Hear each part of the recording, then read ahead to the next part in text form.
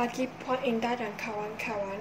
Saya Chanty akan membincangkan keadaan ekonomi di Malaysia. Tajuk saya ialah potensi dan kesan perkembangan industri kecil dan sederhana terhadap pembangunan ekonomi di Malaysia.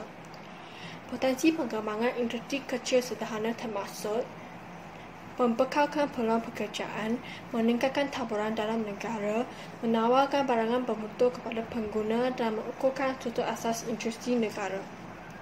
Antaranya membekalkan peluang pekerjaan.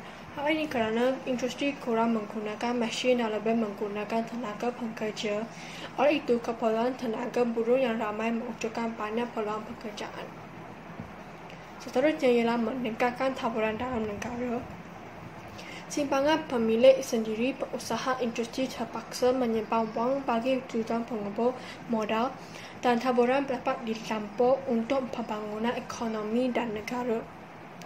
Seterusnya adalah mengukuhkan struktur asas industri negara. Hal ini melalui hubungan jalin dan pemindahan teknologi dengan firma besar dan syarikat antarabangsa. Industri kecil dan sederhana diharapkan mempunyai ilmu pengetahuan ekonomi dan mampu menyumbang pembangunan ekonomi negara. Akhirnya adalah menawar barangan bermutu kepada pengguna. Hal ini kerana banyak menawarkan barangan bermutu kepada pengguna pada harga yang lebih rendah berbanding dengan barangan import. Oleh itu, hal ini akan berupaya mengeluarkan barangan yang bermutu untuk diimport keluar negara.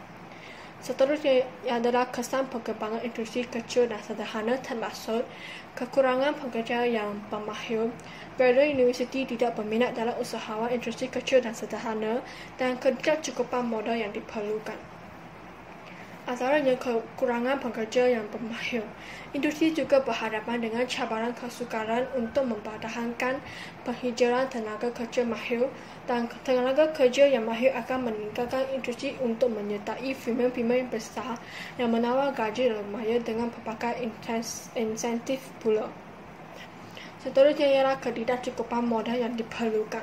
Kerajaan biasanya akan membantu usahawan yang berdaya maju. Untuk hal ini akan menghadapi kesukaran untuk mendapatkan modal daripada bank-bank swasta kerana syarat-syarat pinjaman yang ketat dan memerlukan cabaran. Akhirnya ialah graduan universiti tidak berminat dalam usahawan industri kecil dan sederhana.